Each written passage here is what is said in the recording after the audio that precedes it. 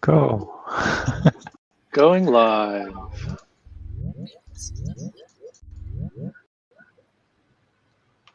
Hello. Hey. Hey.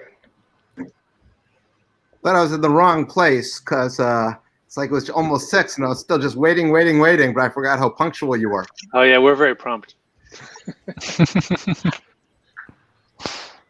Okay, let's First we start the YouTube stream, and a second later we start letting people in.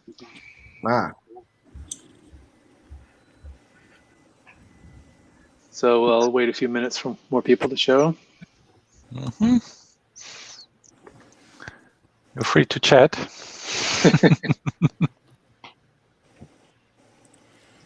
Oh, cheers. Ken came prepared. As long as I'm on this side of the glass, you know, what the heck. Mm-hmm.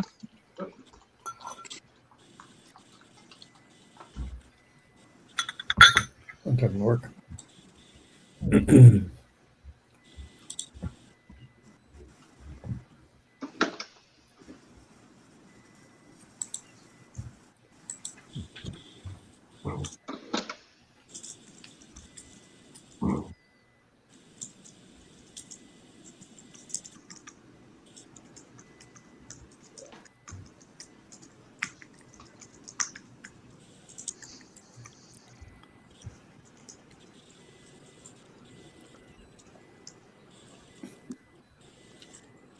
Jecel, it's a nice laboratory-looking background you have there. Do you have some active wire-type projects going on? Yeah, it's too bad that this camera it's taped with duct tape here, so I can't move it a little bit, show around. Oh yeah, yeah. Maybe I could use the phone camera to a little tour, but.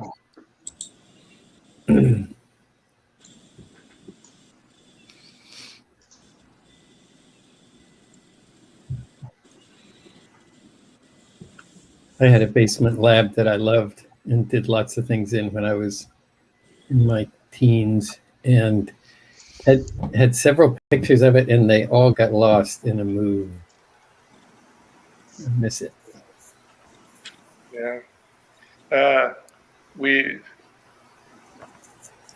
didn't used to take lots of pictures back when it was really expensive to do so. So sometimes I want to illustrate something and have absolutely no pictures of it. Yeah. And that's a nice space.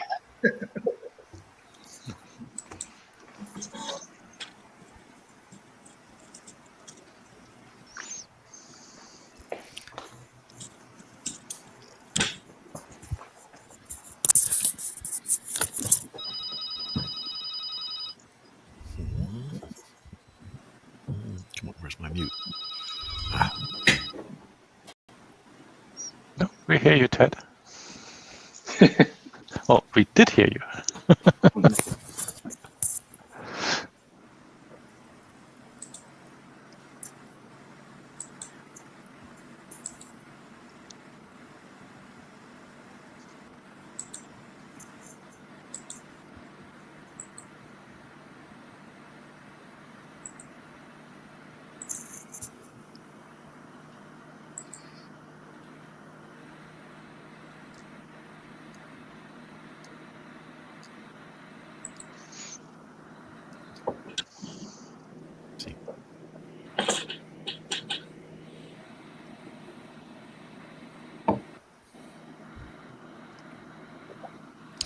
Does anyone know how to keep the chat from obscuring the mute unmute button or the bar at the bottom?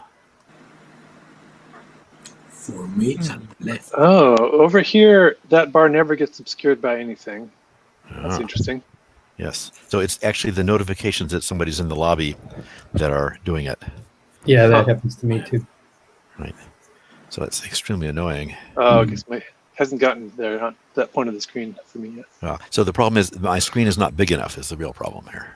Yeah, well, Those notifications are starting from the upper left corner on my screen. Sounds like they're starting from a different place on yours. A lower left for me. Yeah, that's annoying. Yes. Wonder if I can move them. Or turn them off. Yeah, there we go.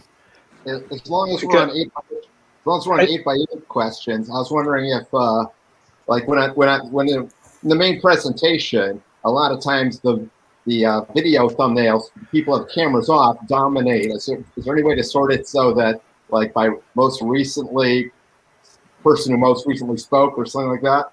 You know, anyone know of? I don't think there is. Yeah, the technology they've used, Jitsi, has been deployed in other places also. And usually on a Jitsi site, it does sort the cameras by who spoke last, but this one doesn't.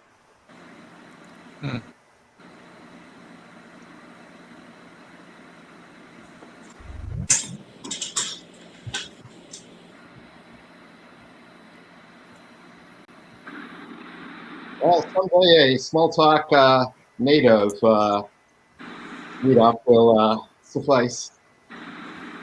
Yeah. I did go to one Open Croquet, or maybe it was Open Cobalt meeting that was inside of Croquet or Cobalt. That was kind of cool. Nice.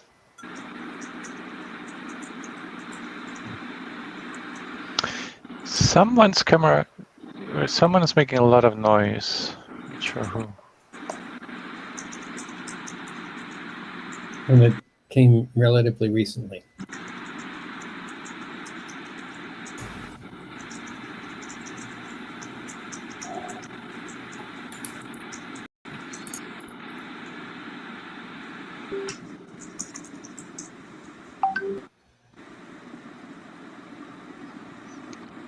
Eric? Not yet.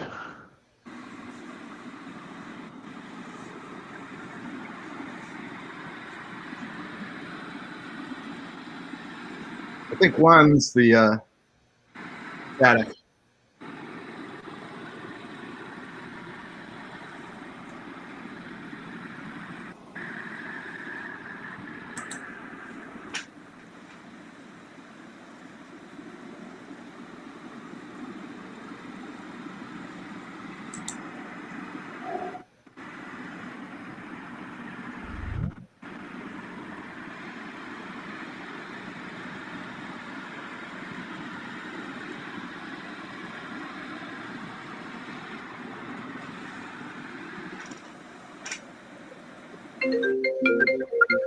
Eek. Sorry about that.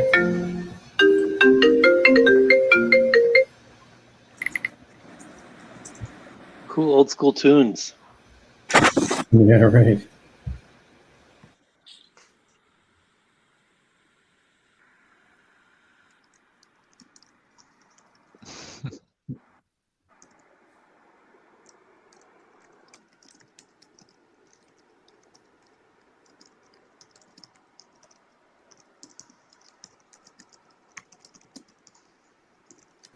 When that happens, it drops the mute control off the screen. Oh, no. Oh, yes.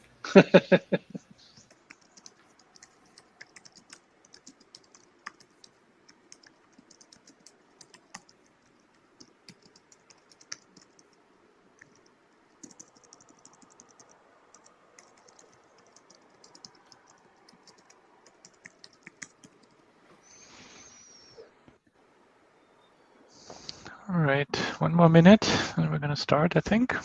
Yeah.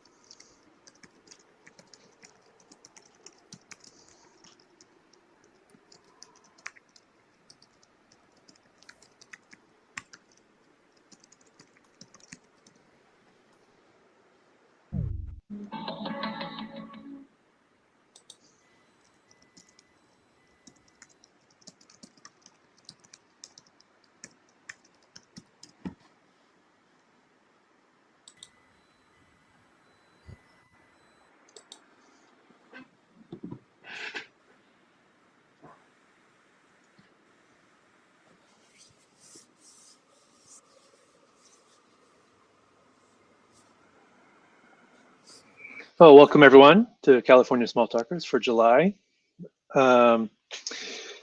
This month we have Jecel Assumpcao, I'm probably butchering his name, Jr., giving a talk about SiliconSqueak. And we also like to start with some announcements and lightning talks, just short little descriptions from people about what they've been working on recently or what they find interesting. One announcement I heard recently, Jecel mentioned that the presentations from the recent PLDI Programming Languages Conference, including the History of Programming Languages 3 series, were online. So I would encourage everyone to check out Dan Engel's talk about Smalltalk there and all the other great talks. Does anyone else have an announcement?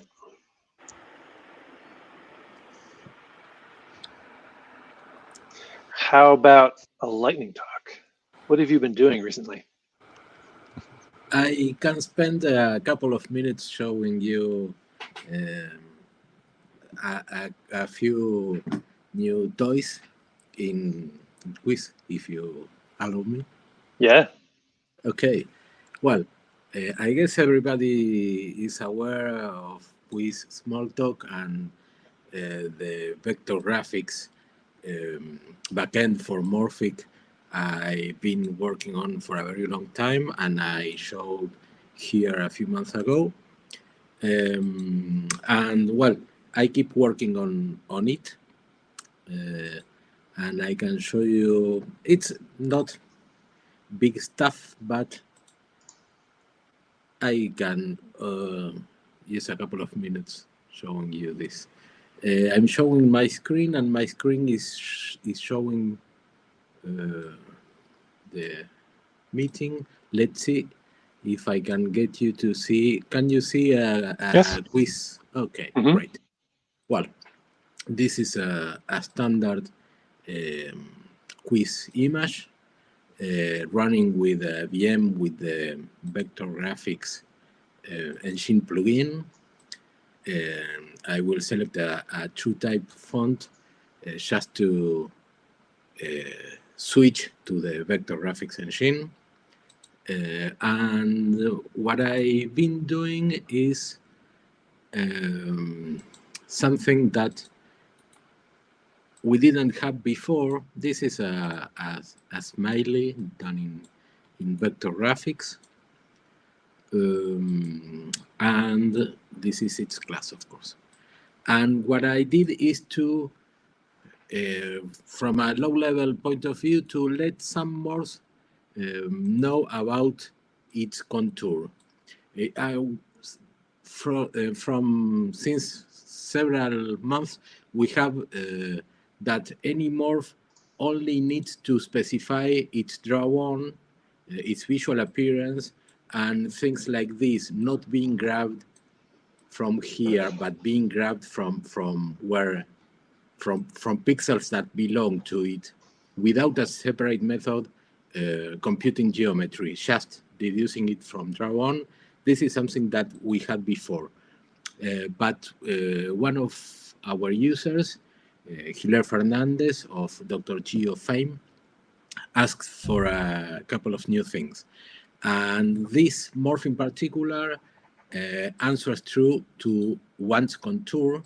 And if a morph wants contour, it will have in its property dictionary a contour. And what is a contour? This very hacky method, just for showing you what this is about, will let you see. This is asking for the contour property and hacking the display to show it. So if I do self draw contour, okay, can you see the pixels as now are painted? So what this does is a convex hull covering the morph. Okay, for each scan line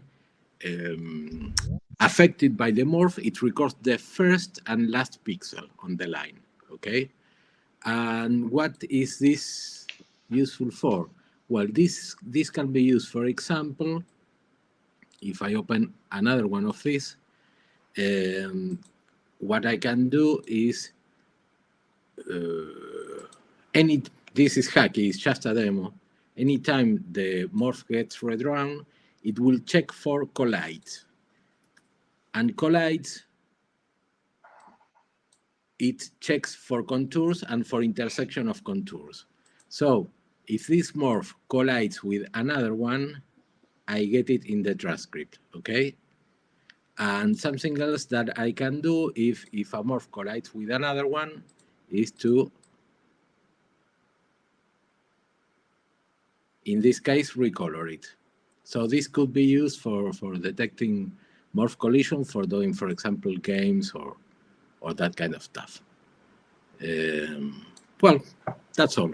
This is something that I implemented these last days, and I wanted to show it to you. Cool. That is Thank cool. you. Okay. So that's all from my side. If anybody wants to ask anything about this, I'm willing to answer. All right. Otherwise. Did you say it's the convex hull of the whole morph? Yes. What it is doing is recording when the engine draws a morph, something that was already doing is recording for each pixel an ID of the morph drawn there. That is used for picking the morph up. And also recording the affected area on the screen. So a morph doesn't need to declare display bounds. It's computed automatically. So what I added is when I'm doing all that stuff, for each line in the bounds, in the affected bounds, record the first pixel to the left and the last pixel to the right. So the volume of data that I record is proportional to the height of the morph and not to the area. So it's not very expensive. It's just a few kilobytes for any morph that wants it. And most morphs don't need it. Windows don't need it because they are almost rectangular in shape. But arbitrary shapes may make good use of this, and that's what I'm doing. Very cool. Thank you. That's a nice approach. It wouldn't be the convex hull. So if you imagine a U shape, that you would miss the concavity of the top, but it'll pick up cavities on the left and right because it's doing on horizontal rasters. Yeah. It doesn't record any holes in the morph. But that's what you want for detecting collision, or it's enough for that. It's also used, Hilaire actually asked for this, for the ability of selecting, if there are several morphs under the hand, to be able to select all of them, or to cycle them, or to do stuff with them. And in the parallel array to the display with morph IDs, I can only hold one morph per pixel, the last one that was drawn. And holding several would be extraordinarily expensive. A stack of 20 morphs would be 100 megabytes in size, perhaps. But this is very cheap, and it's good enough. All right, thank you, Juan. Anyone else have anything to announce quickly? Well, I've been working on a couple of interesting music projects. Since my presentation here a couple months back on beat shifting, I've also implemented some a very thorough way of controlling the Ableton Live digital audio environment from Squeak.js, and also a way of controlling vocal harmonization audio plugins in a way where audio plugins are doing pitch detection and pitch shifting, and Squeak.js is doing chord revoicing. So you sing one voice and automatically have a chord? Yeah. there are plugins that very quickly can take your one sung note and put out 4 copies of it that are shifted to different pitches. But the way it chooses the pitches is not terribly sophisticated. So that's where I've sort of made an improvement. And I've written blog posts about all 3 of these things. You can read them at thiscontext.com. We are, at least I guess everybody, we all, but in particular, I am waiting for a live demo of the stuff you are doing. Oh, yeah, yeah. Read a bit of your blog, and it sounds, it reads great, but I would like to listen how it sounds, actually. Yeah, yeah. Well, I'd like to, do a longer presentation here. Mm-hmm. Cool. That is cool. All right. Anyone else? Well, this isn't very noteworthy, but I'm trying to warm myself back into Smalltalk. So recently I've been playing with the bytecode emulation that's implemented, for instance, in context, to always just do single bytes at a time, bytecodes at a time, single bytes, single opcodes at a time. And I've done this before in the past, but one of the things is the emulation on I'm in an old version of VisualWorks right now, is it would skip over primitives. So I kind of diddled the inside there so that it actually executes the bytecode that steps into the primitive. One interesting effect of that was it didn't, the debugger still worked, but you're still seeing something like you go 3 + 4, and when you go send, you just immediately see 7, and now you step in, you actually see the primitive method in the debugger. I was actually kind of surprised it didn't break the debugger.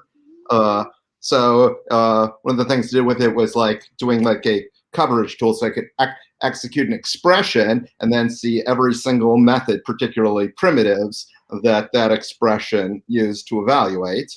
Then, of course, I had to try out compiler evaluate the string 3 + 4, and then do the actual bytecode emulator on itself. And one interesting note, just in that case, is the bytecode emulation of the bytecode emulator took 1,000-fold larger than just the bytecode emulation. I believe it. Which is typical from what I've seen of implementing similar high-level languages hosted by other high-level languages like Lisp and Smalltalk. Mm-hmm. Mm-hmm. Yeah. Without my little JIT, SqueakJS would be 1,000 times slower than it even is. Mm-hmm. We say thank you. Yeah. I'm kind of Performance is great, especially when I'm throwing,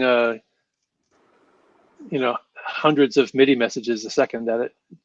I'm kind of curious for those of you out there that actually use the VM maker, but also run the VM inside the Smalltalk image. What kind of performance slowdown do you see? It seems like 100 to 1 to me. Okay.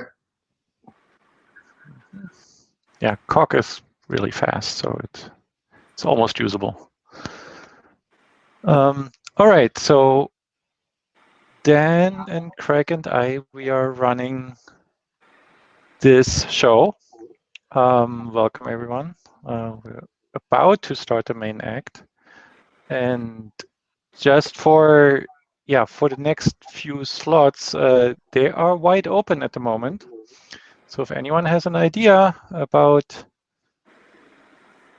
something they want to tell the rest of the world, please send us a note. And this happens once a month on the, what is it? Second Wednesday. Yeah. Wednesday every month. So you can plan ahead. I think that's it for announcements, right? Yeah, that covers it. Yeah. So welcome, Jecel. I didn't prepare at all, but Jecel has been with the community forever, it seems. and is going to talk about a hardware implementation of Smalltalk. So here you go. Right. My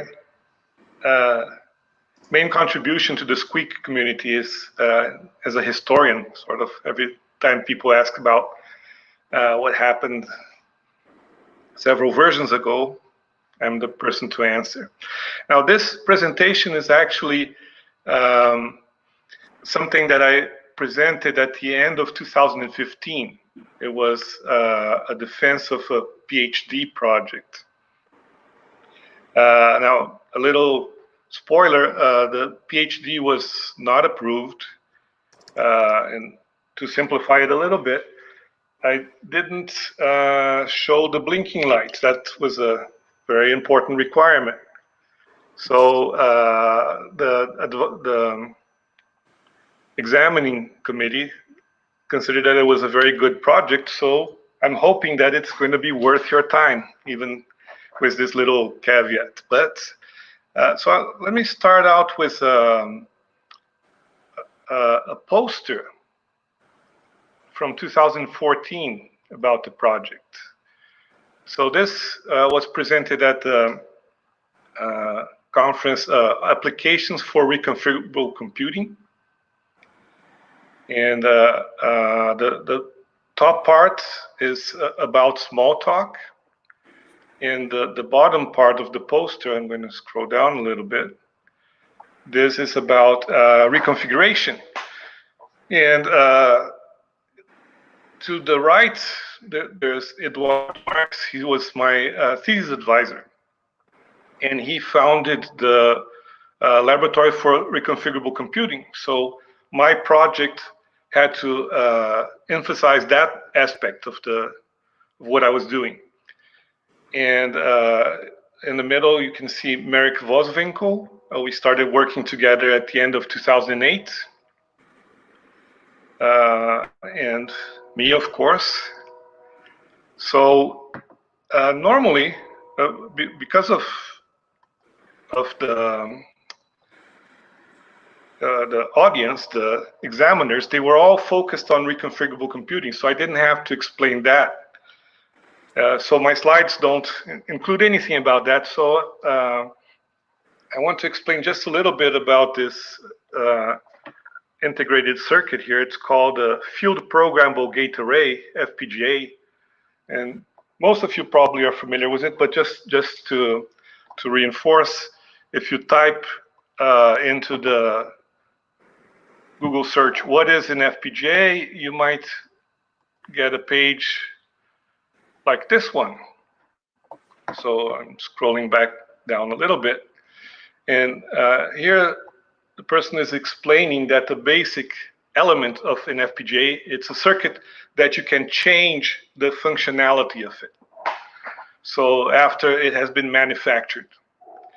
And it's a universal circuit. So any circuit that you can create a proper integrated circuit, you can also implement it as an FPGA with a lot of overhead. So the basic element is called the lookup table. We abbreviate that as LUT.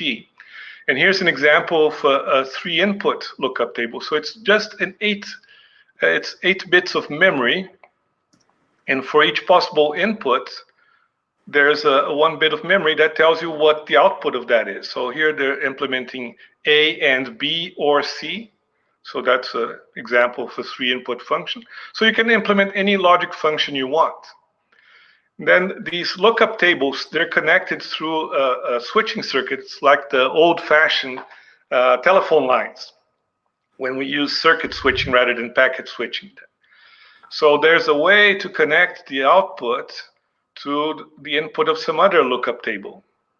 And there are several different schemes. In fact, in a modern FPGA, about 75% of the transistors are dedicated to the routing, not to the logic. And then you form a very regular array with the lookup tables connected to the switching circuits.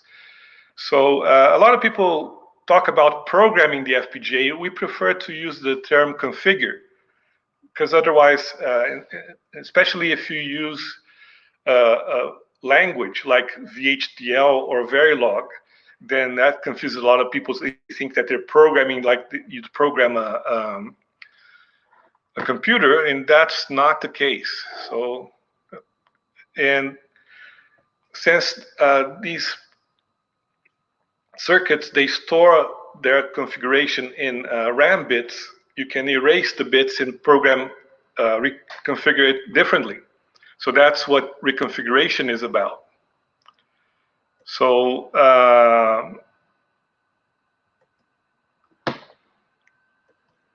let me show the slides. So this was, like I said, this was in September 2015. And object-oriented, I don't have to explain to you guys. We're talking about Smalltalk. I just explained the reconfigurable architecture part of it. It means I was using FPGAs and taking advantage of the fact that the hardware could change at runtime. And adaptive compilation,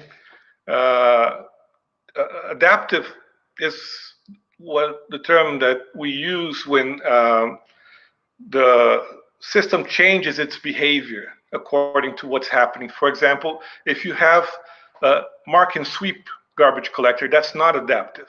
It will always spend the same number of clock cycles examining each object. Whereas if you have a generational garbage collector, it will look at new objects that are likely to become garbage soon many times for every time that it looks at an old object, which is unlikely to become garbage. So you tune it to the garbage that's actually being generated. If you have an adaptive renderer, you might use the OpenGL pipeline to render most of the pixels, and then you might annotate that some pixels represent water or glass or something like that. And then you come back and you just do ray tracing for those pixels, not ray tracing for the whole system. So that would be an adaptive rendering. And the idea of adaptive compilation, I'm going to explain in more details, but basically the idea is that you spend more time compiling code that matters more. So just a quick history of my project. So I was inspired by the 1981 Byte magazine, and the next year in '82, I was building a children's computer using an 8-bit processor and using a Logo programming language, except that I extended Logo to have classes and messages and all the stuff that we have in Smalltalk. But the next year, I decided that if I improved the hardware a little bit by replacing the 6809 processor with the 68000, then I could actually implement Smalltalk. Because as I wrote more and more code in that object Logo, I said, well, basically, I'm writing everything in Smalltalk. I'm not using Logo. So let's do a Smalltalk computer. So this is what I tried to do in 1985, 1986. These are computers that I built back then with the 68000 processor. And my project got suspended by my partner in '88, and we wrote an operating system for the PC-AT. In 1990, I got a scholarship to design an object-oriented processor, but then the Self people started to publish their results, and their advanced compiler was beating my hardware design. So I changed the design to be a kind of a Spark processor. I built a machine with 64 processors. Each one was a 68020. This was already obsolete in '92, but there was a box full of them that I had access to. And each one of them had a separate 1 megabyte memory. And so in those years, I was trying to get Smalltalk to run on 64 processors, each with its own memory. We'll get back to that. And this picture is of the Merlin 4 computer was based on the ARM2. So I was working with that. Then here's some stuff that I did later. I tried to make little tablet-like computers, RISC-42. And then in 2008, working with Marek Voswinkel, I started the SiliconSqueak, which is what this is about. Then I invented the AU matrix coprocessor, which is I'm going to talk a lot about. And this arrow was, we were here when I first gave this talk. And in the future, the idea was that we were going to build a wafer scale processor. So a single wafer would have about 32,000 processors. Each one was its own little memory. So this is just, let's say, a rehash of the 64 processor machine from 92, except using more advanced technology. And that's still something I'm working on. I'm going to skip through this because everybody here is familiar with Alan Kay's stuff, what he was doing, Squeak, Croquet, SAP. So I'm going to touch on 4 different subjects. One is a language-specific processor, adaptive compilation, parallelism, just a little bit I'm going to talk about that, and very quickly about reconfiguration. So let's start with the language-specific processor. So here's a few machines that in the past have been optimized for a given language, like Algol, Lisp, Forth, Java, Smalltalk. We've had our share of Smalltalk machines in the past. And now what's interesting is why would a processor be interesting for a specific language? And the idea is these different languages have different ways of accessing memory. So if you, for von Neumann machines, as a first order approximation, the performance you get depends on how well you access your memory. So let me go through an example.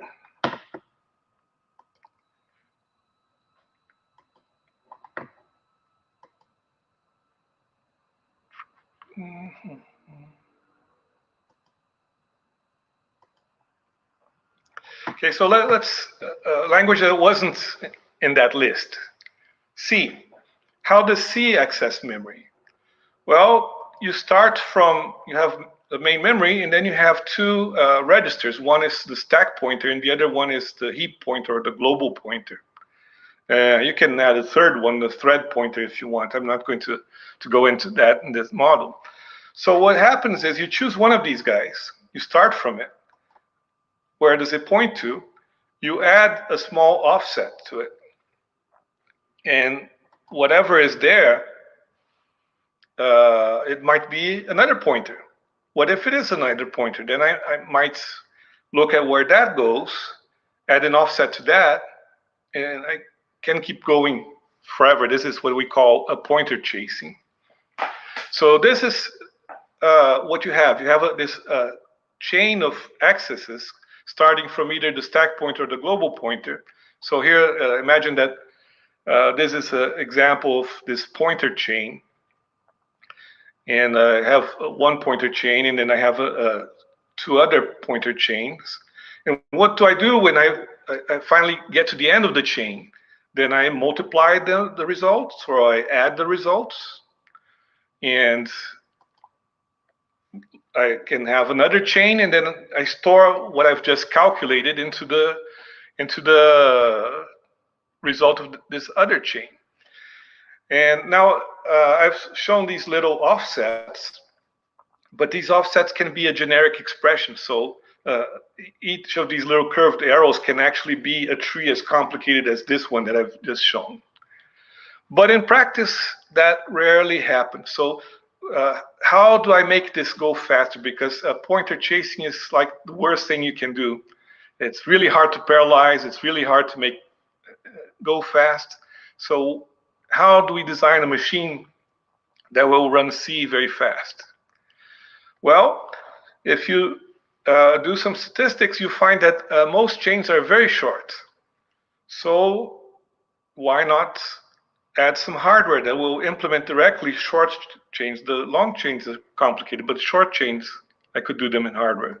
We can call them fancy address modes.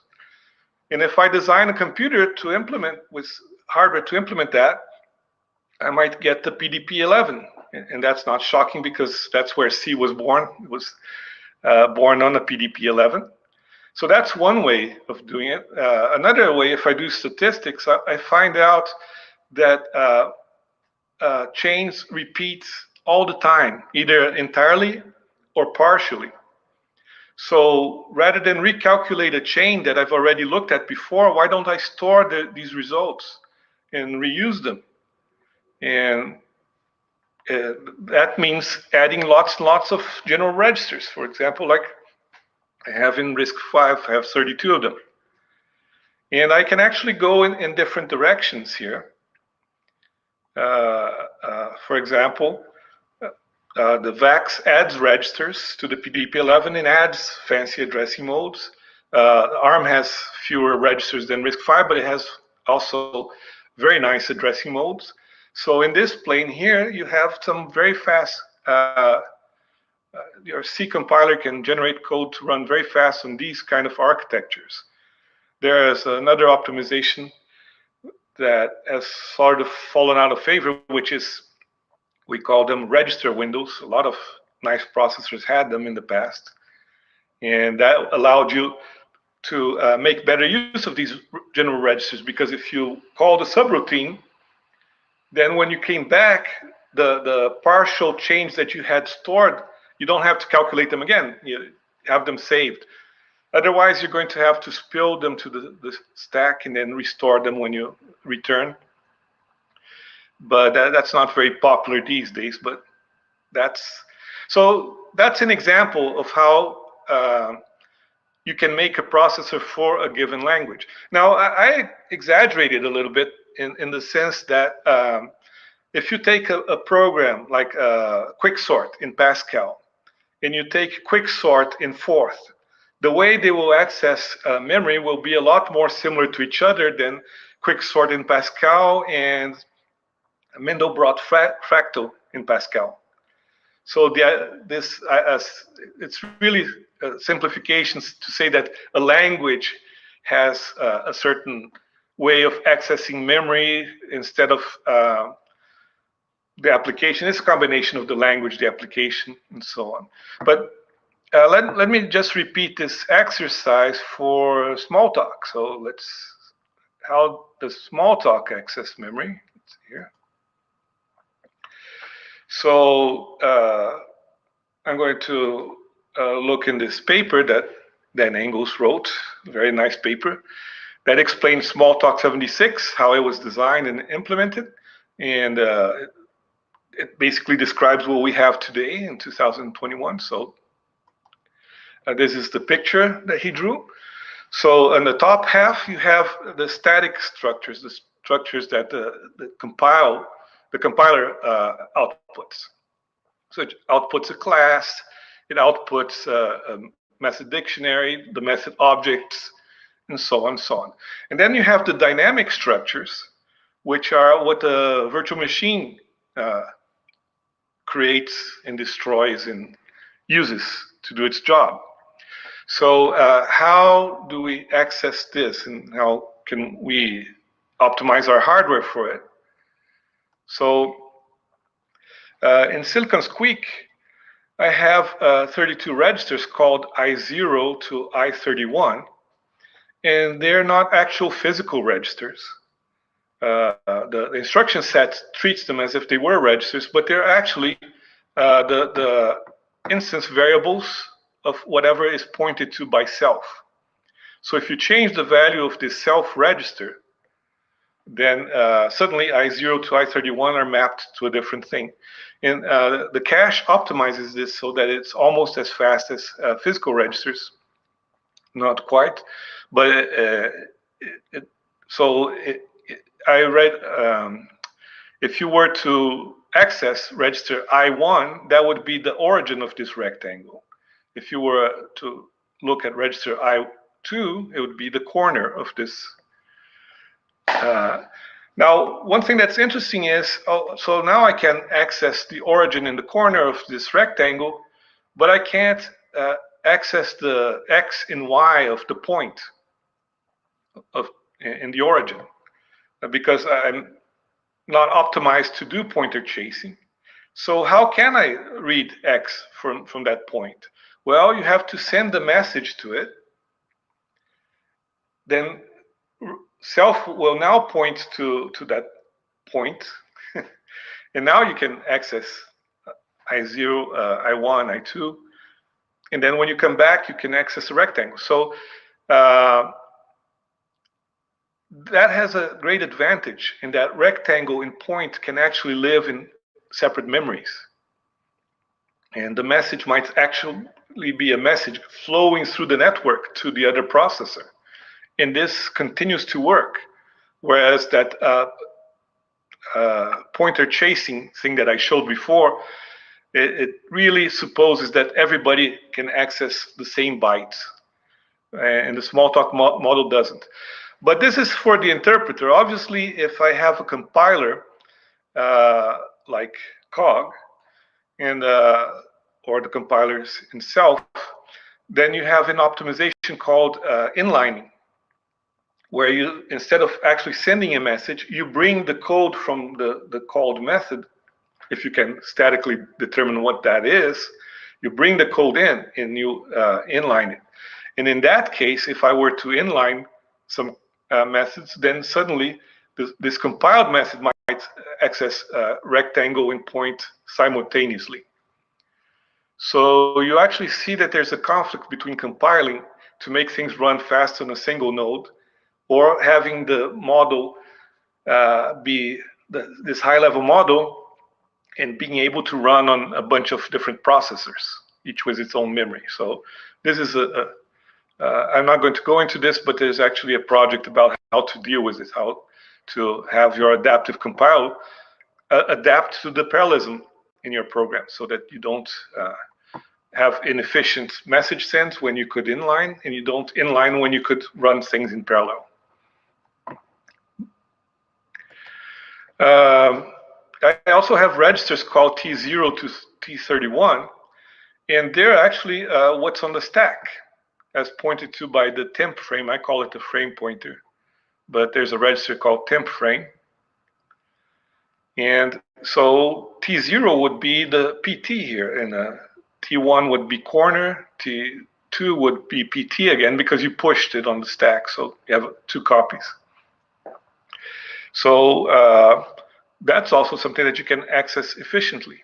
And also, in theory, there is no pointer chasing. In practice, we now do have a little bit of pointer chasing because of how we now have closures instead of simple blocks. And the way that closures share data is by having an element on the stack point to an array. And then, so the data is actually in the array, not on the stack. So I have to indirectly, so now we have new bytecodes that indirectly access the pointer values in an array pointed to by some element in the stack. Another thing that we do is access the literals inside the method. So that's pointed to by the method thing. And I call them registers L0 to L31. Actually, L0 and L1 are the header of the method. So it's the first literal is L2. And again, in theory, we don't have pointer chasing, but in practice, we do have a little bit, because one of these literals might be in association, and you might use the value in that association. So you have to chase, given the literal, you have to find the association, and then you have to fetch the second slot, which is the value. So there's a little bit of pointer chasing, but not much. So my hardware is not optimized for pointer chasing. So let's go back. So this was a big detour.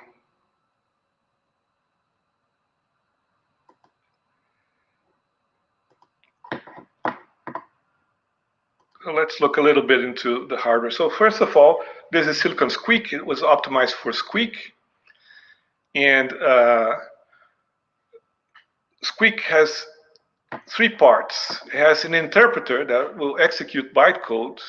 It has a bunch of primitives, which will do all kinds of things, including the plugins are sort of like primitives. And you have the object memory that maintains everything. So here in this picture, the yellow thing is the compiled, is my binary that runs on my hardware.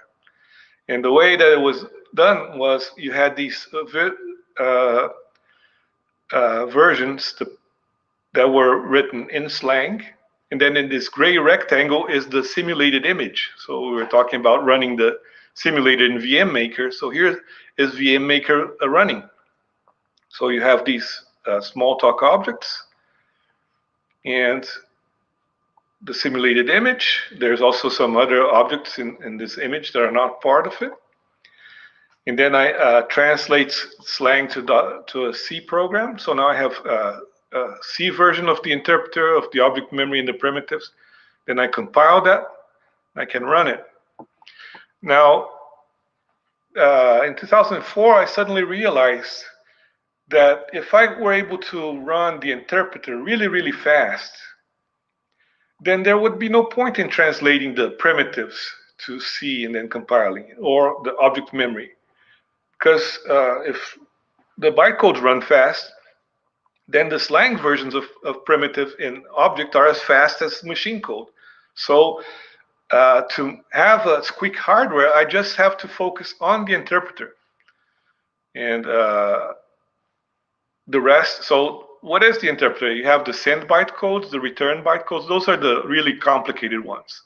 Then several simple ones like push, pop, jump. And what's interesting is if you look at self, it does everything through primitives.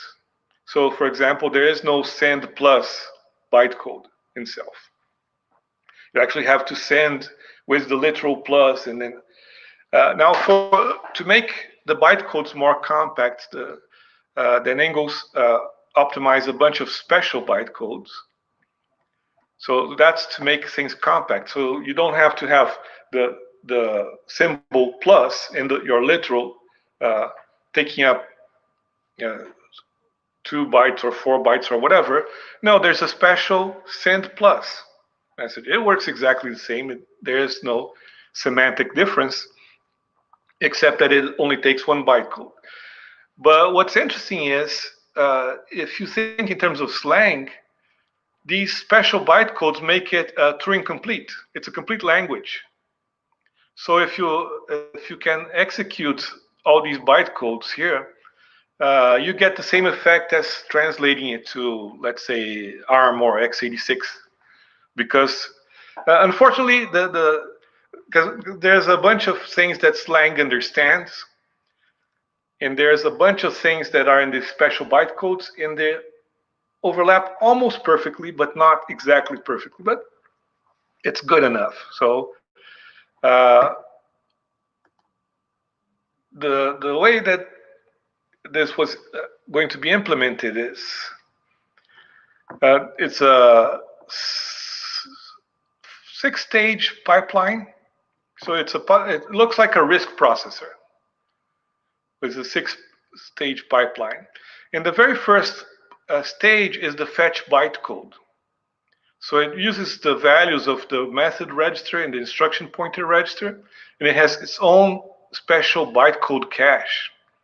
So it can feed a new bytecode in every clock cycle. Then the actual machine language, of a RISC-like machine language, I'm calling it the microcode. It's not really microcode because it's stored in main memory, and brought into a cache. If it was really microcode, then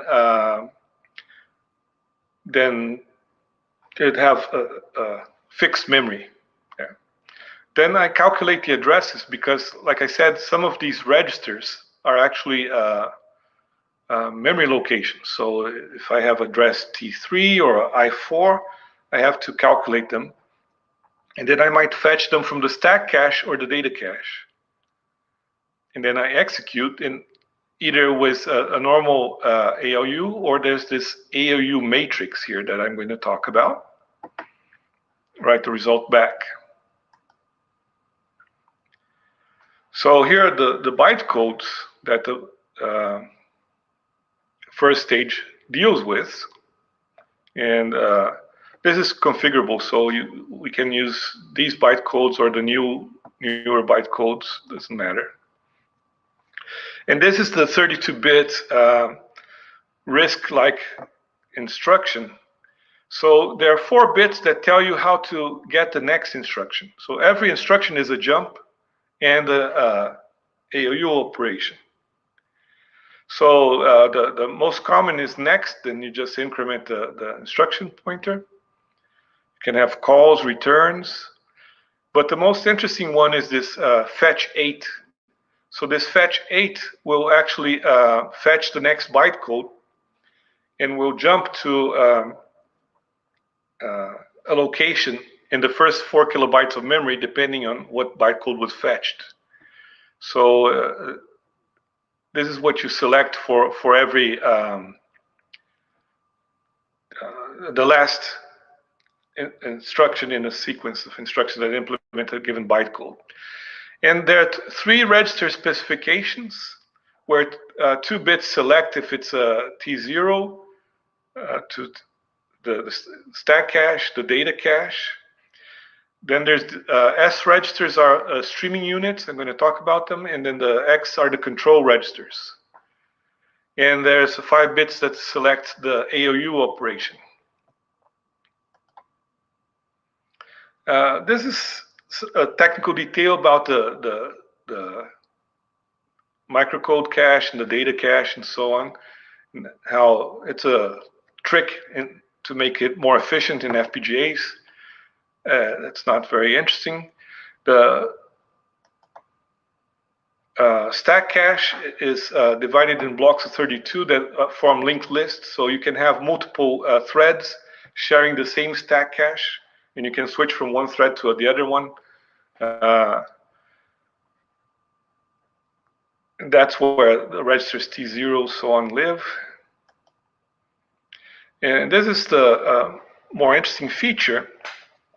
So there's a region in memory that's designated the virtual level 2 cache.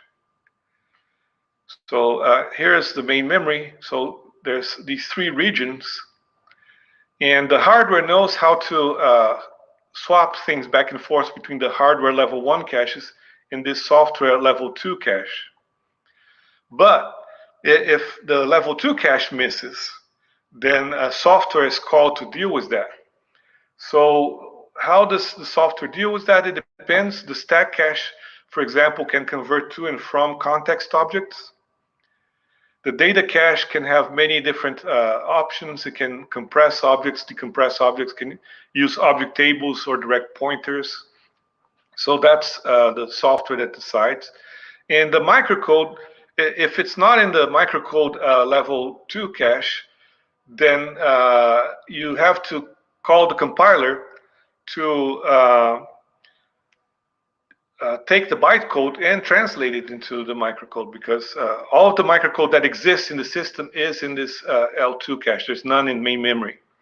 So if I ran out of space, I throw things out of the level 2 cache. If I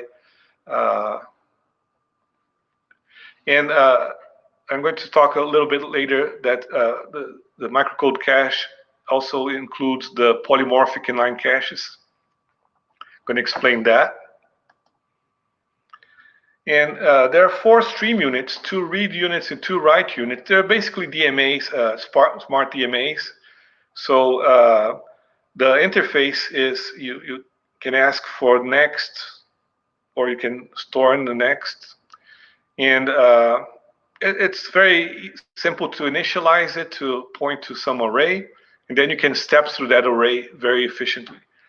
And this allows you to implement the at put, and then also the streams, actual streams.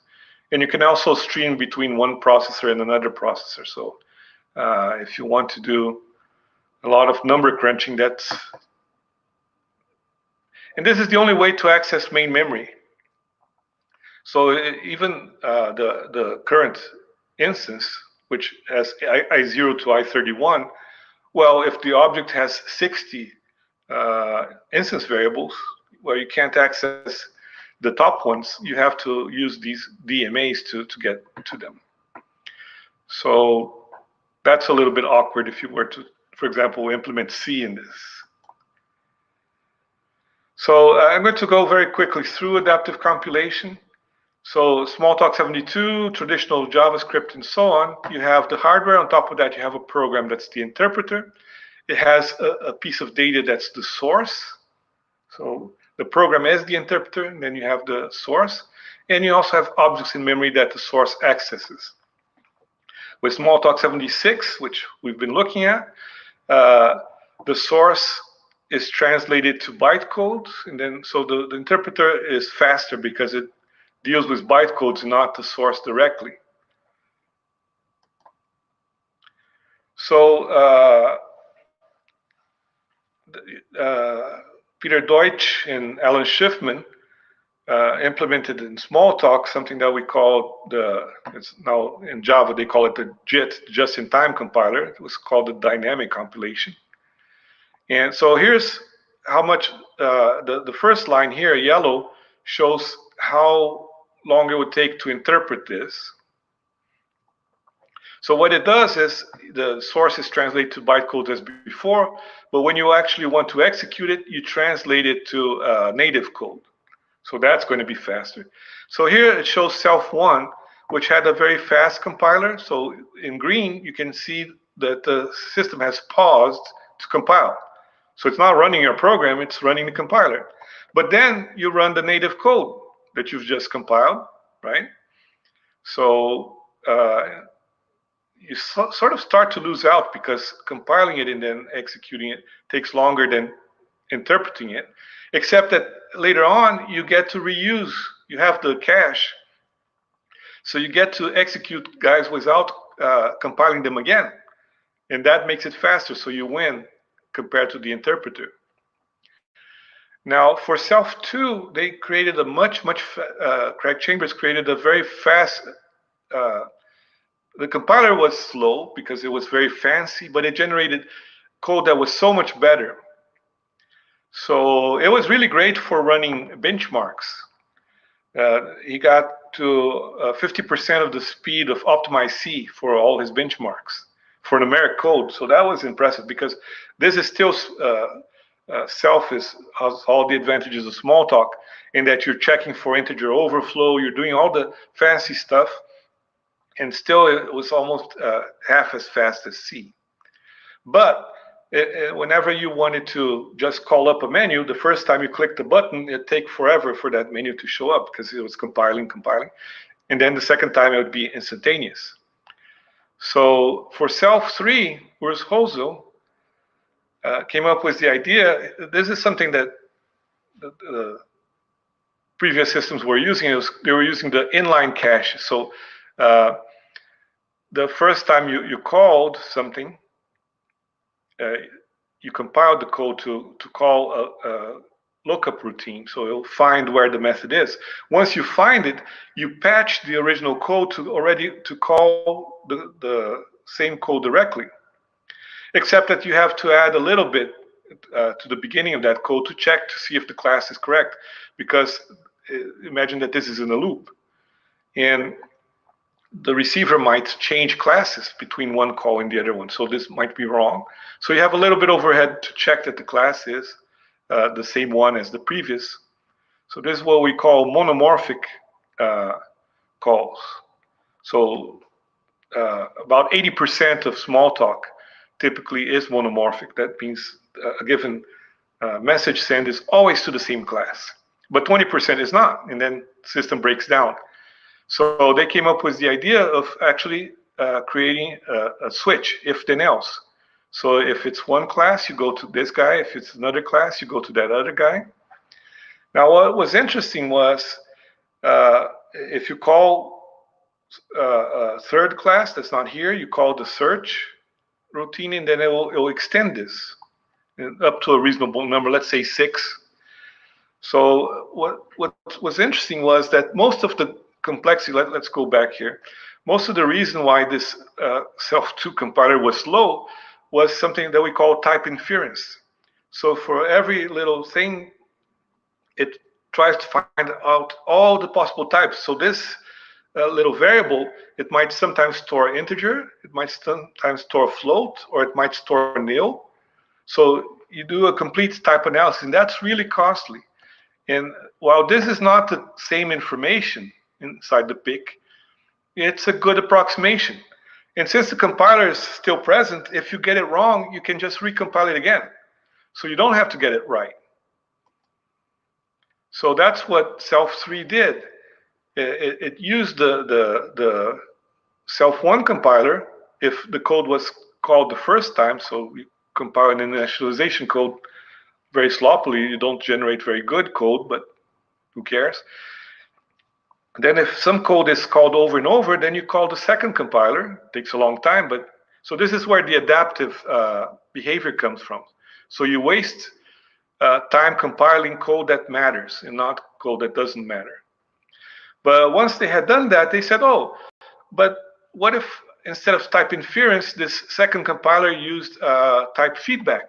It would look in the PICs, see what types happened, and compile code for that. And suddenly then the second compiler was also pretty efficient. And that's what you have in Cell4, Hotspot, Java, Strongtalk, and so on. So that's the basic idea of adaptive compilation. Okay. I'm not going to talk too much about parallelism. Basically, inside a single FPGA, this is a typical configuration with 8 SiliconSqueak processors in it. It's connected through a network to a router that connects to other FPGAs through high-speed interfaces. It connects to 2 external memory controllers, so that can have. So this is fine-grained. So I can run 8 Squeak images in parallel, or take one image and split it into 8 pieces and distribute here, like in the Aurora VM. So those are the options. But I came up with this AU matrix. And what this AU matrix does, it can be any size, but in my example, it was in 8 by 8, so you have 64. Each one has only an 8-bit ALU, but you can chain them together. Each one has 32 registers, and each one can talk to its 4 neighbors and also receive data from the main pipeline and send data to the main pipeline. And each one has a little instruction memory. So you can, for example, have 64 adds, or you can have half of them doing shifts and half of them doing adds.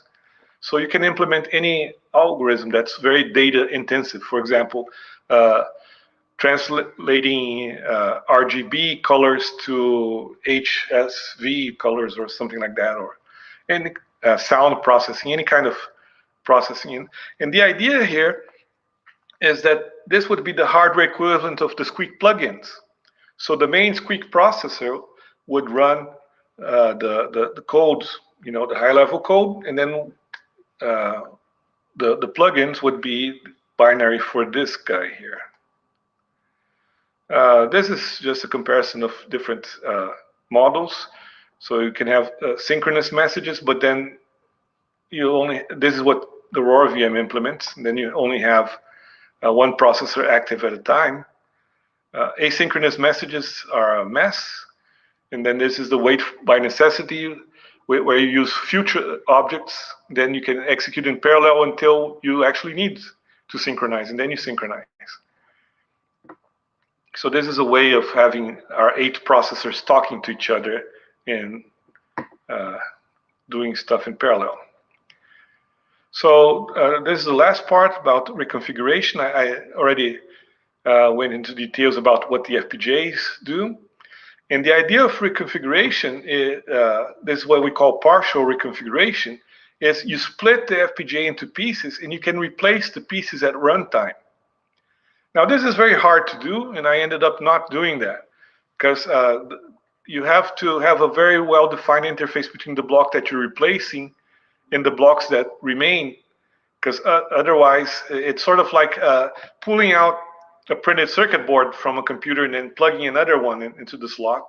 I mean, it can really mess things up. But this is a little bit more detail of the Vertex, the Xilinx FPGAs, where how you can split the FPGA into pieces and replace the configuration for one piece while the other pieces remain. So if you have the 8 processors, you can replace one of the processors while the other 7 continue to run. And now I'm just going to go a little bit into the details about how the hardware, the language-specific hardware, and the adaptive compilation could work together, because I focus mostly on how you'd run the interpreter on this special hardware. But it has 2 special fetch options. I'll focus on the first one. So basically, normally the data cache, you access it by giving it 2 numbers. One is the OOP, the pointer to the object, and the other one is the offset from that object. Okay. So let's say that this is a 32-bit implementation. You give it a 64-bit. You give 32 bits of the object identity and 64 bits of the offset. And that will find you a cache line if it's there in level 1 or level 2.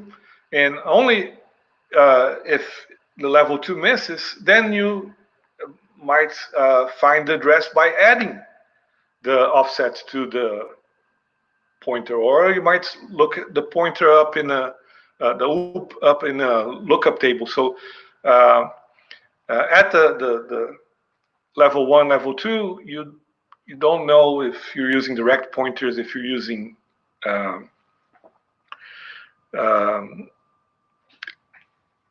object tables or whatever. And in fact, since that only matters when you have a level 2 cache miss, it's not going to, none of these different implementations are really going to affect performance very much. And the same way, normally, to access the instruction, the microcode cache, you give the current microcode pointer. But there is an exception. You might give a pair of numbers. So you might access, like if it were a 64-bit address space where the top 32 bits are the class of the object, and the bottom 32 bits are the microprogram counter from where the call is happening. And that actually implements the polymorphic inline cache, that switch statement in hardware. And that if it's in the cache, it will find it in a single clock cycle. And it doesn't matter how wide that pick is. So if you have 6 pick entries, it doesn't go sequentially one after the other. No, it'll search all of the things at the same time. So this speeds up the pick a little bit. But when you have a level 2 cache miss, then the software has to deal with it, has to find an empty entry in which it can store the new entry and so on. So this is a little optimization, and that every time you use this pick thing, it doesn't matter how many entries you have, it always takes the same time. And the other thing is that the ALU has 2 hardware blocks at the inputs and another hardware block at the output, where it can convert between tagged and raw integers.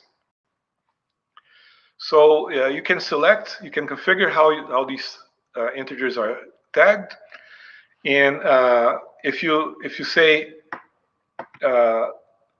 if you're fetching and you say, oh, tag and fetch 8, then it will if it will try to untag the two inputs. It will do the AU, it will try to retag the output, and if it's successful, then it will do a fetch 8, so it will go to the next bytecode. If it's not successful, then you have to handle the general code. And there's the tag or call, which is sort of similar. So the Spark processor had tagged add and tagged subtract, but every time the tag failed, it would cause a system trap that took thousands and thousands of clock cycles to handle.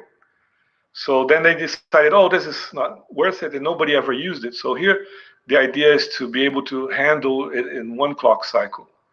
So if there's a tag miss. Now, this actually won't help performance. That's something that has been measured, and it really won't make much difference in performance. But it does make a huge difference in code size, because every add, every subtract, doesn't have to have all the code for checking and so on. So this is mostly a size saving feature. And this is the idea to extend the adaptive compilation. So at any time, the person can use the text editor to change the source. And then they will manually, from a menu, select the compiler to change the bytecodes.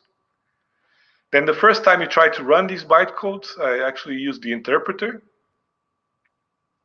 because most code is run exactly once. So it's a complete waste of time to try to compile it. But if you try to call it a second time, then we call the quick compiler, and the quick compiler will generate what I've been calling microcode plus some picks. And then once it has been called a certain number of times, then we call the inlining compiler that will generate way better microcode. And then this is something that, let's say, a future project would call code that would generate a compiler that would generate code for that AU matrix. So let me just show how this would work. So imagine that I have on the left thing, the bottom three processors are normal processors. They don't have the AU coprocessor. And I'm going to reconfigure this FPGA so that these three simple processors are replaced by one SiliconSqueak, but it does have the ALU matrix coprocessor. And I can do this again. The middle three processors can be replaced. So here are three possible configurations for the FPGA. You can, and which one is better? Well, it depends on what you're running. So this graph here shows yellow, the high-level code. This is Smalltalk code, sends, returns, or whatever. And in orange is the low-level code, would be the primitives or the plugins. And if I have three simple processors, then it takes a very long time to run these low-level codes, but I have three of these processors, right? So I'm doing them three at a time. Whereas if I use one single processor with the AU matrix, then, well, now it has to execute the high-level code sequentially and the low-level code sequentially as well. So it doesn't have other processors helping it. But this AU matrix will accelerate so that the orange part is smaller. So depending on whether you're using more high-level code or more low-level code, the left configuration with three simple SiliconSqueaks is better, or the right one is better. And and you have to remember that this reconfiguration also takes a fraction of a second. So there's a fraction of a second that you're not executing anything at all. So you have to there's a little equation to figure out when it's better to switch. So this was the focus of the project, to be able to change what's inside the FPGA, depending on. So as you would be running Squeak, if they suddenly decided to, oh, I'm going to do this little Kadama simulation, then suddenly the AU matrix would be very worthwhile, and then wham, your hardware would switch underneath you, and then you started editing text and switch back to the configuration. Okay, so this is what the software was intended to be. So I'm showing the software for this project in green or greenish, and then software from the community. So this was a benchmarking framework. Stefan Marr did one very similar to this. So it's a good idea. Basically, the idea would be to organize it so I could have one machine running many different configurations, and then I can generate a graph automatically out of that.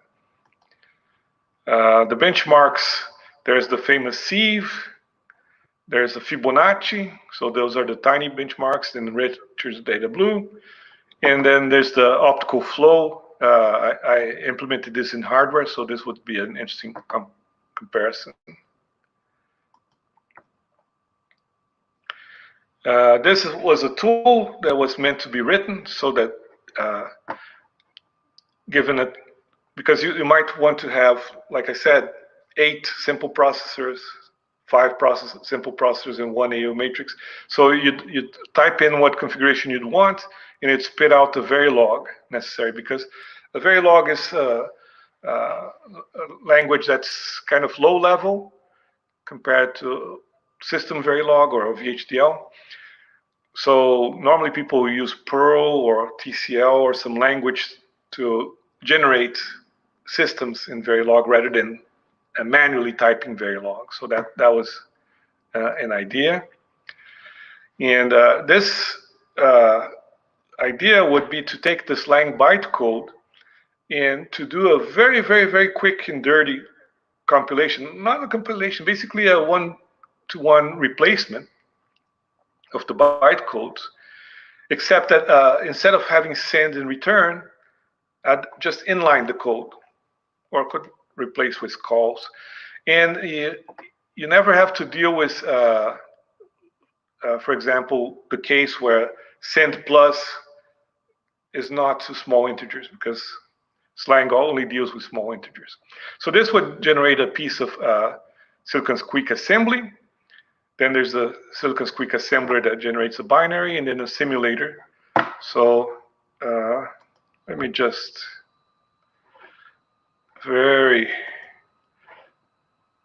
this can get absolutely boring. So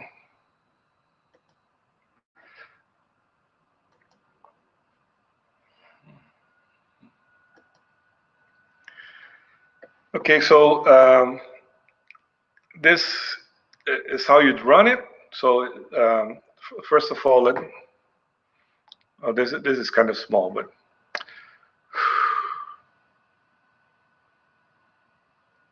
here I'd have to increase this a little bit.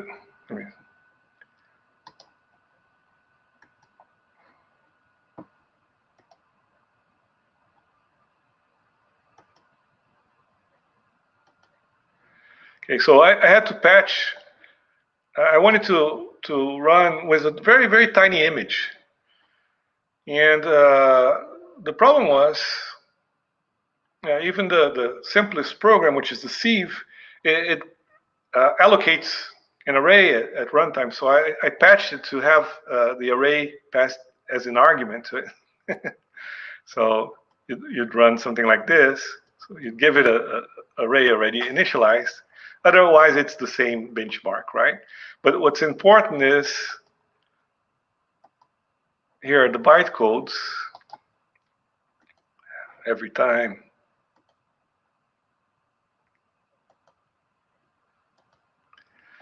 Right, so here are the various bytecodes. So I implemented a little VM that only has these bytecodes and no others. Okay, very stupid. but that's what I did. So I create a new simulator. I take this method, and then I create a new assembler. And first of all, I concatenate this code that follows with the header. Let me see if I have the header here.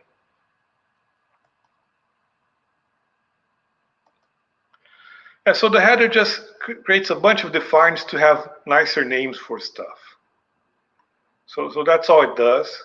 So for example, register X0, I'm naming it as self. X1 is methods, X2 IP, and so on. So that just gives you nicer names. And now that we have nicer names, this is the instruction at address 0. It just jumps to init. So every instruction has two parts. So the part, this is the AU part. So I'm just setting a register to 0, and this is the jump part. So I jump to init. And this 4 kilobytes has for every instruction. So for example, here's bytecode 10 hex, which is push temporary variable 0. So I just, 10 hex is 16 decimal, so I just go to 4 times that. So I have 4 words for every one of the 256 instructions. That's 4 kilobytes. And then, so what I do is I push T1 because a temporary 0, T0 would be self. And then I go to fetch 8. So push temporary 0 takes exactly 1 clock cycle. And it's already fetching the next bytecode. So this was the fastest interpreter that I could make. So you can see that push temporary, they're all the same. Push constant is actually the literal. Then there's the pop into temporary, right? So that's pretty easy. And I'm skipping all the bytecodes that don't happen in this push constant 0. So this is the integer 0, which in binary is 1 because that's how it's tagged. Just like the constant 1 is actually binary 3, so you have to pay attention to that. And this is the last bytecode, return top, except that I don't have, so I created an infinite loop here. So I never return from this method because I haven't implemented the proper send and return. There's pop, then there's jump to the next bytecode, and it doesn't fit. So jump does not fit in 4 instructions. It's a kind of complicated bytecode. So what I do is I jump to the continuation for jump. And there's jump false as well. There's the send plus bytecode. And what it does, it pops 2 values and adds them and push them. And that's what happens if the tag works. But if the tag doesn't work, then it comes to this code, which I haven't implemented, so I just jump to halt. There's a send less or equal. Also doesn't fit. At put, this is not the proper code for it. It's a simplified one. So here's the continuation for less equal. For at, this uses the streaming units. For at put, stream unit. The continuation for the jump is, I just have some comments to check if my math is correct, jump if false. So this is the implementation for all the bytecodes that the benchmark does use. And then here's the initialization. I just initialize a bunch of stuff.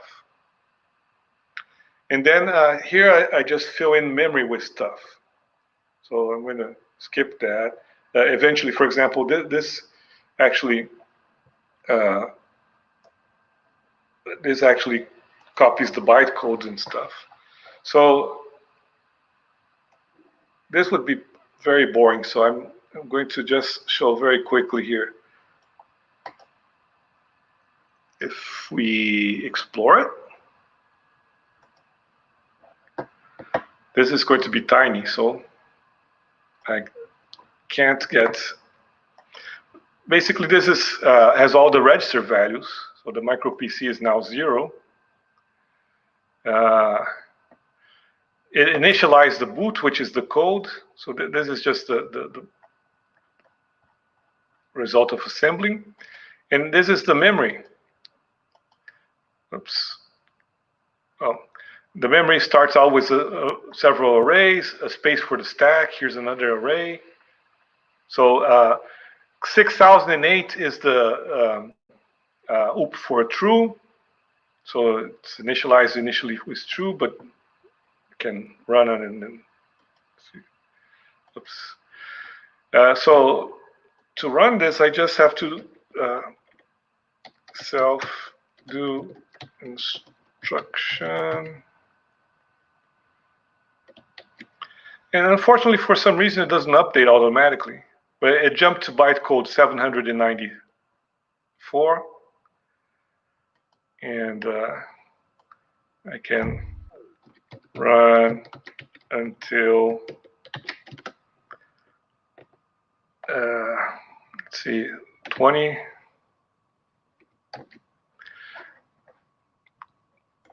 And now it's at 420, so it's already in the loop. And so I can examine this stuff and see that it initialized the false op is 6004, the true op 6008, small integer class is 6016. So here it's already executed 2 byte count, 2 byte codes. So I can see the byte code is 34.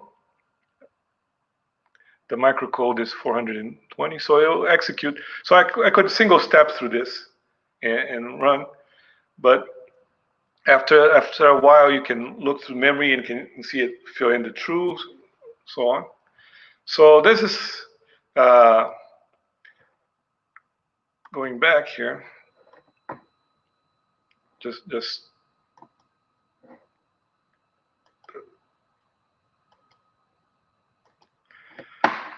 So this is the binary that I was talking about, the assembly, and this is the trace. So that part is done. And this would be the idea of how to put a whole operating system on this, using Craig's context, using Squeak and OS, cog to compile. And so this is the result of running the benchmark. And so here I ran on a bunch of machines. So there's a ARM, 600 megahertz ARM, there are a bunch of Pentiums. And the slowest machine was the Pentium 2. And this is the result of simulation. So this is the performance of running the interpreted sieve. In orange, you can see the advantage of compiling. And then the yellow is the Fibonacci. So you can see the effect of compiling for the faster processor. So although this simulation shows that at 100 megahertz, SiliconSqueak would be very slow compared to almost 95 times slower than, 60 times slower than a compiled code on running the Core 2 processor. This is an FPGA, so there's a lot of overhead there. But even with this overhead of the FPGA, it's interesting to compare how many nanojoules it costs to run a bytecode. So here it compares pretty well to the interpreted bytecodes, but not the compiler's version. Here's message sends, but I didn't simulate that. And here's how many clock cycles it takes to execute a bytecode. And you can see the effect of compiling, how much it reduces. And the Dorado, which was and considered the ideal Smalltalk processor in 1980, it took about 28 clock cycles for every bytecode, which is kind of shocking, but allows you to compare.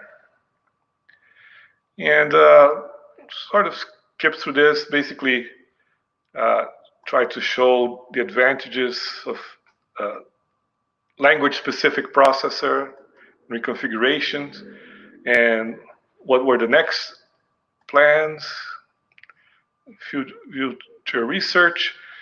And all of the processors that I showed as language-specific were von Neumann architectures. Very few non-von Neumann language-specific machines have been built, so that's a topic for future research. And if anybody has any questions.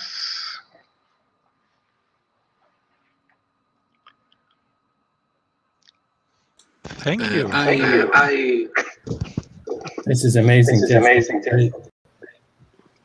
Yeah, an interesting talk would be to show what I did after 2015, but unfortunately, that would take a little bit of time to prepare materials. But I'm hoping that in the next couple of months, I can come back and show you guys what the years after this.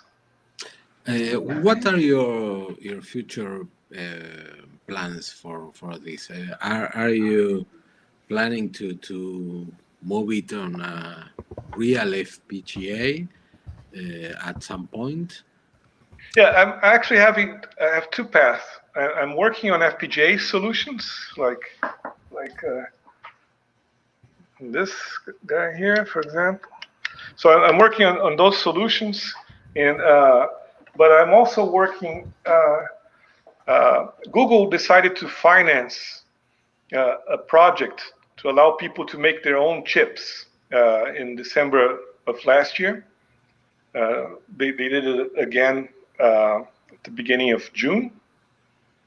So they would accept up to 40 projects. And what you had to do is you had to publish it as open source, and you had to use open source tools. So you had to create a GitHub repository of your project. And it uses a very old technology, 130 nanometers, which is what the Pentium 4 did. So I actually implemented part of this design as a chip, and they're going to ship it on September 4th. So we'll test it to see if it worked or not. But it's a tiny little fraction of the chip. That is amazing. But yeah, so actually it's the part that replaced this AU matrix. But it's something that we call morphologic, which is an alternative to FPGAs. So, but meanwhile, I'm also doing the FPGA stuff, and I'm working in two different directions. One, trying to make a tiny version of SiliconSqueak, and one that would compete more directly with the high-end Intel stuff. So there are two different directions, and but. So my plan is to have in the next few weeks to have it the simple one, which I'm calling SiliconSqueak 6, running on this FPGA, and then we're going to have a very simple FPGA board that's going to be embedded in a larger system, and then you'll be able to program it. So it'll be like the Internet of Things in Squeak, because that's going to be the native thing. Including I'm doing some research of how to deal with very small memories. So, for example, the Raspberry Pi microcontroller that they came out with, it has not so little memory. It has 240 kilobytes. But what you do is you connect an external flash chip to it, and it can actually run code from that flash chip. So I was thinking of doing a scheme of like virtual memory, like the early Smalltalks on the Alto, where you had 64 kilobytes of RAM, but then you had the 2.5 megabyte of disk, and you swapped back and forth. So maybe that would be a good design, to have something with 32, 64 kilobytes of RAM connected to an external flash. And then your Squeak would live on the flash. You'd have several megabytes of image, and then the hardware would help you swap things back and forth. A little bit like I was talking about the level 2, virtual level 2 caches. It would be an evolution of that. So that would be for the Internet of Things, but we also have the central computer running Squeak as well. So they're the two different designs, but now one thing that I didn't have here was a lot of data. I had just this very simple simulation. So I'm trying to focus on having a framework where I can extract a lot of data to be able to optimize, because sometimes it's very easy to bake into hardware something that then is not very good. For example, some students created an alternative to RISC-V for a garbage collector. So they had hardware with 4 RISC-Vs. Then they ripped one out and put a dedicated hardware to optimize the garbage collector. And they were able to saturate the bus. So they said, oh, we can't go any faster than that, because now it's taking up every single memory clock cycle. So how can you do faster? Except that there was a mark and sweep garbage collector. So if you run the generational garbage collector like we have in Squeak, it's going to outperform that, even running as software on regular RISC-V compared to their optimized processor. So the people there was a special Java processor called Azul, and they created these fancy machines with it, and it was a 64-bit RISC, and it had all these fancy features in it. And then some clients asked for them to port their Java to an x86, which didn't have the fancy features. So they had to change their garbage collector to deal with that. And the solution that they found, they backported to their special processor and found out that it actually improved performance rather compared to their special hardware. So it's a very, very easy trap to you optimize thing, and then somebody comes along and does a different software, and your fancy hardware is completely useless. So the ideal is to not have any fancy hardware unless you really, really can't help it.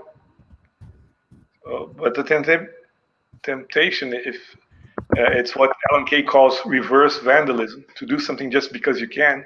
Since I can do special hardware, then I'll do it. And so that's something that I have to keep myself from doing. Cool. Now, even though I went in a slightly different direction,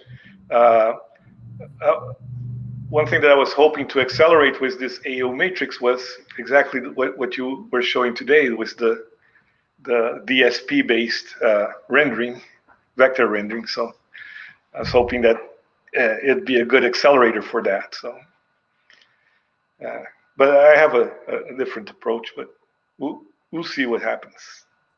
Oh, so someday you can talk in more detail about that. Something sure. Yeah, I went into many details already today. I mean, I hope that the next time I show you guys a simulator, it's prettier than single stepping through object inspector, because that's really, really, really boring. But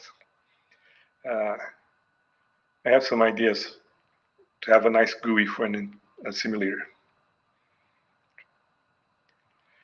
But yeah, so we also still have the plans of when we have the custom chip to build the whole wafer. So we've been talking about this for a long time, and people made fun of us because a lot of people lost money in the 80s with wafer scale integration. Gene Amdahl lost a lot of money. Clive Sinclair lost a lot of money. So every time we talked about it, oh, we're going to put 30,000 Squeak processors on this wafer, 200 millimeter wafer, 300 millimeter wafer, then people would say, oh, you guys don't know your history because people have tried that, it hasn't worked. And then at the end of 2019, a company came out with a wafer scale artificial intelligence thing. It's called Cerebrus. And then suddenly everybody says, wow, how come you guys didn't think of that? Look at these guys. Except that we have several differences in our approach compared to what they have. But they have shown, of course, they sell their machines for like $3 million or so. So it's, I mean, one machine is not for everybody. Our idea was that a wafer, because what's the alternative? You can have your little processors, and then you can test which ones are good. Then you cut up into the wafers. Then you put each one in a package, and then you put a printed circuit board, and you put them next to each other and solder them. Well, the connection between a guy and the other chip is going to be pathetic compared to when they were side by side on the wafer, where you could just stream lots and lots of very thin wires. So it's going to be slow, take a lot of energy or whatever. Now, the advantage is that you've only packaged the good ones. If you have a wafer, then a bunch of the processors are going to be bad. So you have to deal with all kinds of defects. I mean, imagine that in the middle, some processor is shorting out ground and power. You have to deal with that because that can ruin the whole wafer. If you depend on having only good chips, then you're never going to have a single wafer that's usable. So you have to deal with defect.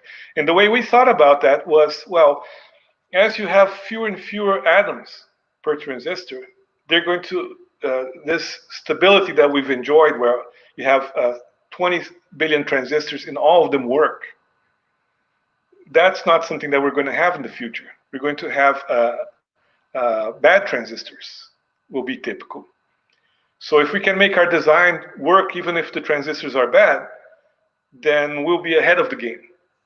Whereas everybody else is counting on every single transistor working. So you need to redesign the circuits for gates and memory elements and everything. Well, the thing is, we have something that's repeated, right?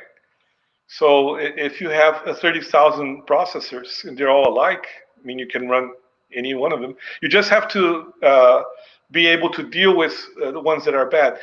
People have been using this for memory a long time. If you have flash memory or DRAM or whatever, they already build a few extra columns.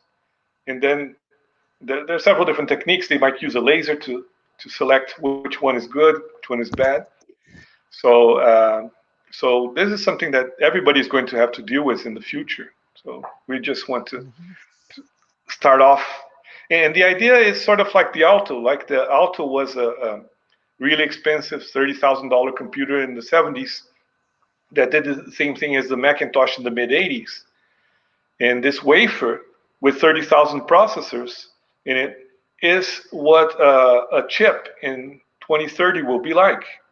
So you can start programming your 2030 computer today or 2035 or whatever computer today, because you'll be able to run. It's going to be like a big desktop machine, but it will simulate correctly a computer from 15 years. So that's the whole idea of having the wafer as well. Mm-hmm. So you'll be able to, what can you do when you have 30,000 processors or more? 30,000 processors was the number we were quoting when we were using very old processes. But if eventually we get to a modern process like 14 nanometers or whatever, then the number goes up considerably. Then we're talking about millions of processors. So very interesting. Yeah. Does anyone else have questions at this point? one question that I got, the only question I got when I presented this to the PhD examination board was the fact that only two 32-bit values could enter the AU matrix, and one 32-bit value could exit the AU matrix at a time. So they said this is a very unbalanced design because it can crunch a bunch of numbers, but it can't read them and it can't write them. So there are some applications where this would work, but this is one of the things I worked on after starting with 2016 because I agreed with them that that's correct. But that was the only question that I got. I mean, how do you read in data into this AO matrix and spit it out? Yeah, sorry, Well, didn't do that too well. But most of the people here are more on the software side and the Yes, exactly.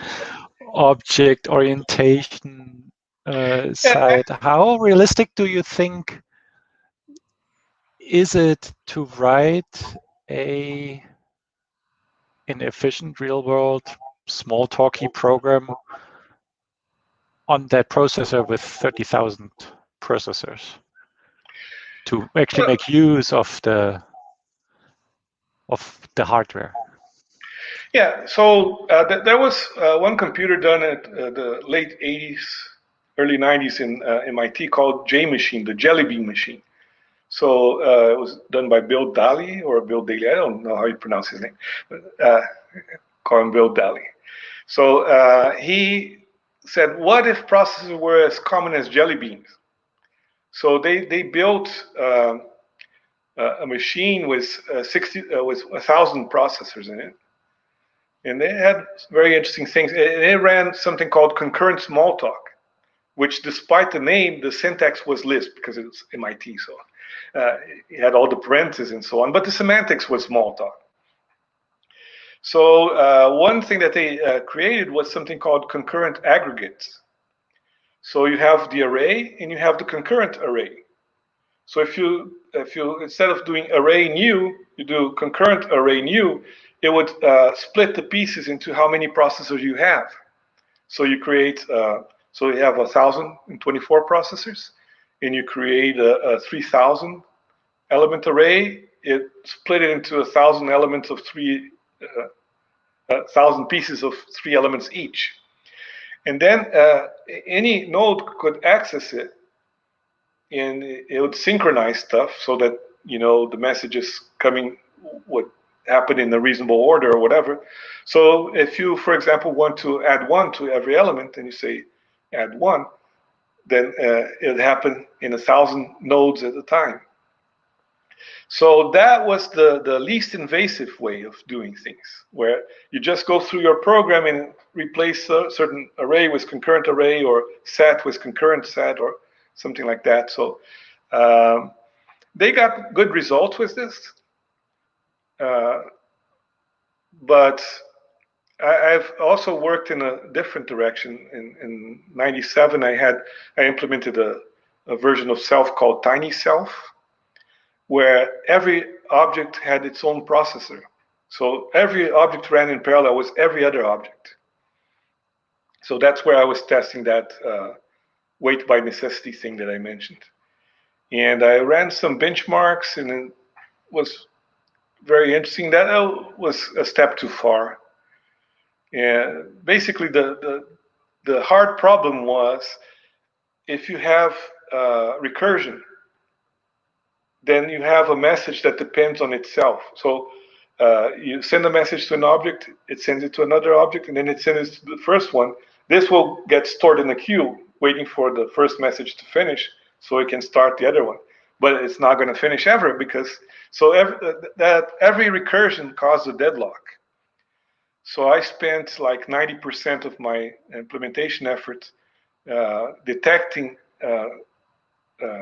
deadlocks and breaking up the loops. So if a loop caused allowed the message to pass in front of the other one that was waiting, and that could cause problems, but it would be problems that the program would have as a sequential program anyway. But and that's what I was working in '97, trying to have every single object So I've explored different models, but now, for example, the Aurora VM, the difficulty that you have is that we have inside Squeak all kinds of locks. For example, you have a single thread that's the GUI thread, so it serializes everything. So you'd have 30,000 processors, and all of them would be sleeping except for one that's running the GUI thread, and it's waiting for a lock. So it's a very difficult problem, but I think that it's one that we have to solve eventually. It's like the bad transistor. Sure. So it's not that we think we have a solution, is that if we don't work on it, I mean, it's like what happened in 2004, where we had the megahertz race in the 90s, and they expected to have 15 gigahertz processors by 2010 or something like that. And then suddenly they couldn't do that anymore. So 2 cores, 4 cores, or whatever, except that we had stopped researching concurrent programming, parallel programming in the 90s, because every time you build a machine with a lot of processors, then some faster single processor would come along, and then suddenly we needed it, because you didn't have the 15 gigahertz processor. Now you needed to run on 8 cores, except that too bad we stopped investing in this in the early 90s. So it's the same thing. Eventually we're going to need to deal with bad transistors. We're going to need to deal with thousands of processors or more. And if we don't invest in it now, we'll need it, and then we won't have it. So. All right. Thank you very much. We're somewhat over the time that we usually allocate, but yeah, that was very interesting. I think we're going to wrap up and hopefully see you all in about 4 weeks. Yeah, August.